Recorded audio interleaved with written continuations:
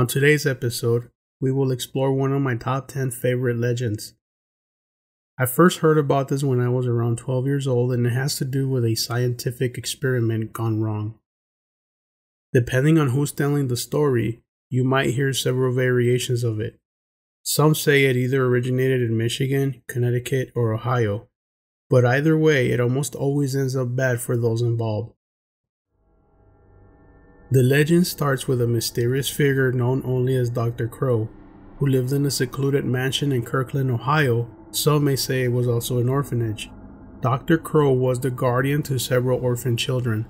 He took on this responsibility after claiming that his own wife couldn't have children of her own. Local townsfolk found it odd that this self-proclaimed doctor would take on an almost unhealthy interest in the adoption of so many orphan children. And although he would constantly adopt them, no one ever heard nor saw the orphans playing outside. By all appearances, the doctor's home was a well-maintained dwelling, but unfortunately, no one really knew of the horrors that went on inside. Behind closed doors, Dr. Crow performed many inhumane and torturous experiments on these children. He would inject various fluids into their brains, causing them to grow huge and grotesque heads and deformed bodies. Due to these injections, most of the children developed a condition called hydrocephalus and became mentally defective, all while giving them a terrifying appearance. After many years of enduring these evil experiments, the children began to revolt against the doctor and attacked him and his wife, taking revenge against them for the treatments they had suffered. Both Crow and his wife died violently at the hands of the orphans, and in the process, the house was set ablaze.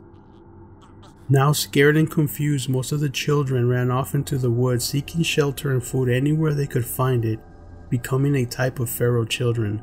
Slowly, they began to adapt to their own way of life.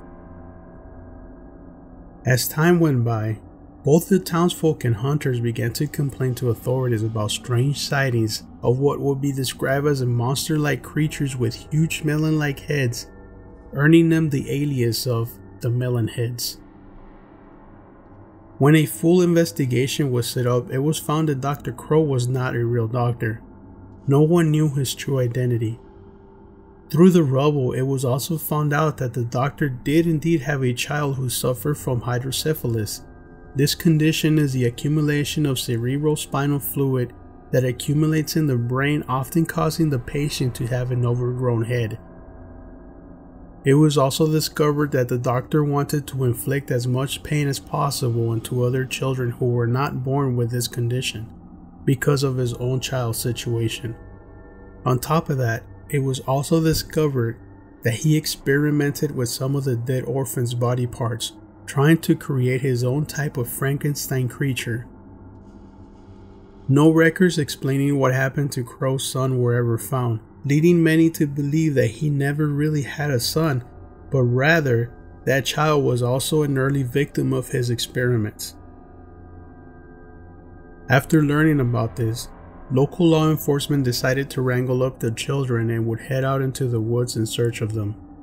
It's rumored that a few of them were caught, but no records were left of where the children were taken. Believing that all the kids were captured, the towns began to relax, knowing that they would be safe going back out into the woods. However, many of the Melon Heads who managed to elude capture lived in the surrounding woods where the doctor had experimented on them. Ultimately, they became extremely aggressive with any outsiders that would visit near the property. Hunters would regularly report finding wildlife with what appeared to be human bite marks on them. But wildlife wasn't the only thing found dead in the woods. Children, pets, and livestock also went missing, with the majority of them being found with eerily similar bite mark conditions. Cannibalism seemed to be the new way of life for these orphans. Time went by and the sightings continued. People driving through deserted roads often came back with tales of huge-headed, humanoid-like beings who would run onto the road in front of their cars. Others claimed to be attacked by monster-like creatures with razor-sharp teeth, glowing red eyes, and deformed limbs while out hiking or spending the day in the woods. No one knows exactly what happened to the Melon Heads, but many sightings of them still continue to this day, especially near the famous Ohio's Crybaby Bridge, leading many of us to believe that they have reproduced by inbreeding, creating more deformed-like offspring. As years have passed, sightings and memory of the Melon Heads soon became a thing of myth and legend. Rare sightings of them can still be found spread out through the entire country. They go as far as Illinois, Kansas, Texas, the Florida swamps, Louisiana, Colorado, Arizona, and here in Nevada, including the Mojave Desert, just to name a few. Living in the Mojave Desert, I can personally tell you that there are many local people, including tourists, who disappear every year without a trace. We also have a large number of abandoned mines and caves where people have reportedly walked in, but were never seen again. What do you think could be causing these strange disappearances? Do you believe that the story and sightings of the Melon Heads is real? Have you or anyone you know had an encounter with them? I would really like to hear your encounters if you have one, or stories if you have them.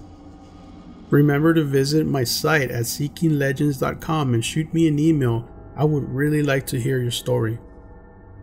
I don't know about you guys, but anytime I find myself driving alone at night through miles and miles of this seemingly empty Nevada desert and see a random discarded broken down car on the side of the road, I can't help but to think of these creatures and what I would do if I happened to break down and see one of them.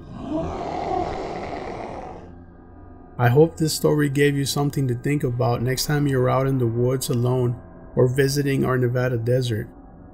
Until next time.